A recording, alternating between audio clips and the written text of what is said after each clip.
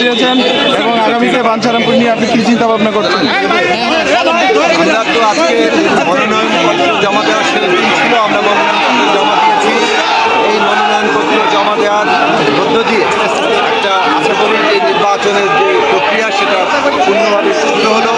আমরা নির্বাচনে কারা প্রার্থী হচ্ছেন সেটা আমরা জানতে পারবো সামনে। আমরা আশা করি যে এই প্রার্থীতার মধ্য দিয়ে আমরা একটা গণতান্ত্রিক পরিবেশে নির্বাচন করতে পারব। আমরা দীর্ঘদিন ধরে বিএনপি সহ আমাদের দল, গণসংহতি আন্দোলন, জেএসএ সহ, গণতন্ত্র মঞ্চ সহ 39টি দল এবং অপর আরও রাজনৈতিক দল যুগপৎ ধারায় নিজ নিজ অবস্থান থেকে ফ্যাসিবাদের বিরুদ্ধে আমরা লড়াই করেছি এবং বাংলাদেশে একটা গণতান্ত্রিক ব্যবস্থা প্রতিষ্ঠা করার জন্য। এই নির্বাচনের মধ্য দিয়ে এর আগে আমরা সংস্কারের জন্য ঐক্যমত্যে এসেছি এবং এই নির্বাচনের মধ্য দিয়ে সেই সংস্কার কাজ সম্পন্ন হবে এবং বিগত দিনে যে গুম খুন সহ সব কিছুর বিচার হবে আমরা আশা করি। বাংলাদেশ একটা গণতান্ত্রিক ধারায় যাবে।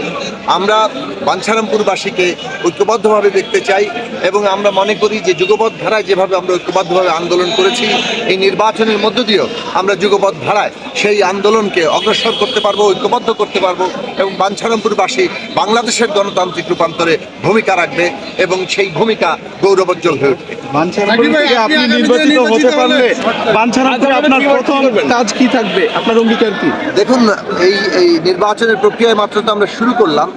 প্রথম কথা হচ্ছে যে বাংলাদেশে গণতান্ত্রিক যে একটা রূপান্তর দরকার, সেই রূপান্তরে বাঞ্ছারামপুরবাসী একটা গুরুত্বপূর্ণ ভূমিকা রাখবে, এইটা আমাদের প্রত্যাশা।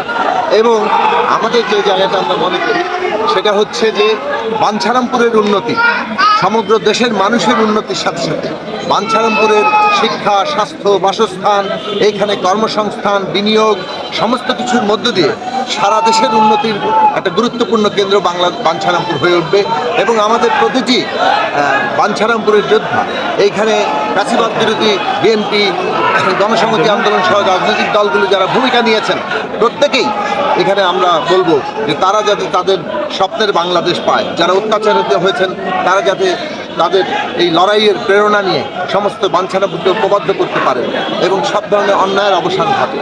এই জায়গাটা আমাদের করতে হবে।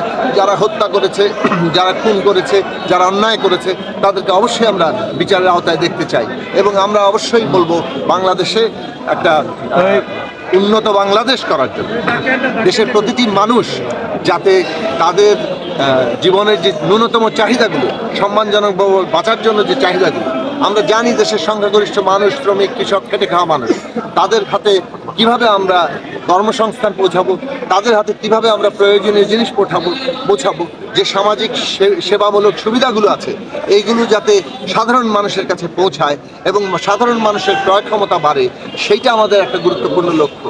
এবং আমরা মনে করি যে বাংলাদেশের সকল পরিচয়ের মানুষ, সে ধর্ম, বর্ণ, জাতি, লিঙ্গীয় যে পরিচয় হোক না কেন, তাদের যে অধিকার এবং মর্যাদা সেইটা যাতে আমাদের এখানে প্রতিষ্ঠিত হয় সেই চেষ্টা আমরা করব এবং আমরা সকল বাঞ্ছারামপুরবাসীকে তাদের জীবনের একটা গুণগত পরিবর্তনের জন্য, আপনি জানেন যে বাঞ্ছারামপুরের অনেকগুলো প্রশ্ন আছে। এইখানে আমাদের মেঘনার ব্রিজের প্রশ্ন আছে। এইখানে আমরা দেখেছি যে কীভাবে পুরো নদীর এলাকা জুড়ে আমরা দেখেছি যে কীভাবে একটা বিরাট নদীর পাড় আছে যেটাকে আমরা একটা বড় আকারে এখানে একটা পরিবর্তন ঘটাতে পারি। এটা একটা নতুনভাবে বিনিয়োগের কেন্দ্র হয়ে উঠতে পারে, শিল্প কলকারখানা গড়ে উঠতে পারে, এখানে পর্যটনের কেন্দ্র গড়ে উঠতে পারে এবং আমাদের দেশের বাঞ্ছারামপুরের বিরাট অংশের মানুষরা বিদেশে থাকে, তারা দেশে টাকা পাঠান, তারা এইসব ক্ষেত্রে বিনিয়োগ করতে পারেন। আমাদের তরুণরা বিশেষভাবে যারা এই অভ্যুত্থানে বিরাট অংশগ্রহণকারী, তাদের জন্য শিক্ষা, কর্মসংস্থান, খেলাধুলা সমস্ত কিছু যাতে এমন একটা পরিবেশ সৃষ্টি হয় যাতে বাঞ্ছারামপুরের তরুণরা একটা নতুন জীবনের স্বপ্ন দেখতে পারেন এবং সেই ক্ষেত্রে তাদের যে সৃজনশীলতা, মেধা, সেটাকে তারা কাজে লাগাতে পারে। ফলে সব মিলিয়ে আমরা অনেকগুলো পরিকল্পনা আমরা করছি। আমরা আশা করি হয়তো সংগঠিতভাবে ইশতেহারে আমরা আরও পরিষ্কার করে বলতে পারবো, কিন্তু আমরা প্রধান জায়গা হচ্ছে বাঞ্ছারামপুরবাসী তাদের যে সামষ্টিক মঙ্গল, এইটা আমাদের গুরুত্বের জায়গা। আশাবাদী আপনি নির্বাচনে বিজয় লাভ করতে পারবেন? ভাই কতটুকু আশাবাদী নির্বাচনে বিজয় লাভ করতে পারবেন? আমরা মনে করি যে বাঞ্ছারামপুরবাসী যে ফ্যাসিবাদ বিরোধী যুগপৎ ধারায় লড়াইটা করেছে এবং আবারও বলছি যে বিএনপি, গণসংহতি আন্দোলন, গণতন্ত্র মঞ্চ, আমরা 39টি দল যে লড়াই করেছে সেই লড়াইয়ের ধারাবাহিকতা বিচার, সংস্কার, নির্বাচন, এই গণতান্ত্রিক রূপান্তরের পুরো প্রক্রিয়াতে আছে। সেইখানে আমরা যদি ঐক্যবদ্ধ থাকতে পারি, ঐক্যবদ্ধ করতে পারি বাঞ্ছারামপুর জনগণকে, অবশ্যই বাঞ্ছারামপুরবাসী এই লড়াইয়ের ধারাকে বিজয়ী করবেন এবং সেই ধারায় সাকিব ভাই, আমার একটা প্রশ্ন, আপনি ভোটারদের উদ্দেশ্যে সর্বশেষ কি বার্তা দিবেন? আচ্ছা, আমরা বাংলাদেশের একটা সন্ধিক্ষণে দাঁড়িয়ে আছি এবং এই সন্ধিক্ষণে আমরা মনে করি যে বাংলাদেশে মানুষ যদি ঐক্যবদ্ধ থাকে, যেভাবে ঐক্যবদ্ধ হয়ে তারা একটা ফ্যাসিবাদী শাসন ব্যবস্থা, মানুষের ভোটের অধিকার কেড়ে নেওয়া, গুম খুন অত্যাচার এবং সবশেষে জুলাই গণ অভ্যুত্থান এবং আমাদের তরুণদের যে সমস্ত আত্মত্যাগ এবং তাদের রক্তদান, এই যে হাজারো তরুণ নিজের রক্ত দিয়ে তারা আজকে এই বাংলাদেশে গণতন্ত্র, ভোটের অধিকার এবং গণতান্ত্রিক রূপান্তরকে আজকে সম্ভব করে তুলছে, এই জায়গাটা আমরা যেন স্মরণে রাখি। শহীদের রক্তের ঋণ আমরা যেন স্মরণে রাখি।